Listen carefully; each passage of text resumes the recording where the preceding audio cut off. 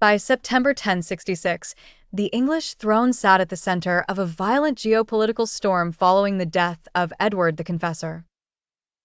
King Harold Godwinson had barely secured his crown when a massive Viking fleet, led by the legendary Harald Hardrada and the king's own exiled brother, Tostig, appeared off the northern coast.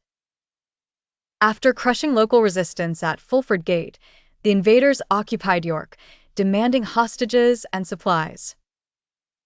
They retreated to the nearby crossing at Stamford Bridge, resting in the unseasonable heat and leaving much of their heavy mail armor behind on their ships. They did not expect Harold Godwinson to be anywhere near. However, in an extraordinary feat of endurance, the English king had marched his army nearly 190 miles north in just 4 days. On September 25th, the Viking host was stunned to see the sun glinting off the weapons of a massive English force cresting the horizon. The surprise was so complete that, according to tradition, a lone Viking berserker held the narrow bridge against the entire English army, slaying 40 men until a soldier floated beneath the planks in a barrel and thrust a spear through the gaps. Once the bridge fell, the battle became a horrific shield wall struggle.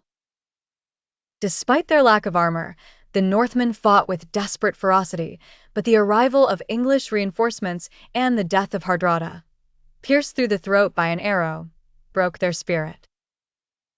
Tostig also fell, and the Viking army was almost entirely annihilated. The scale of the victory was absolute. Of the 300 ships that arrived, only 24 were needed to carry the survivors home.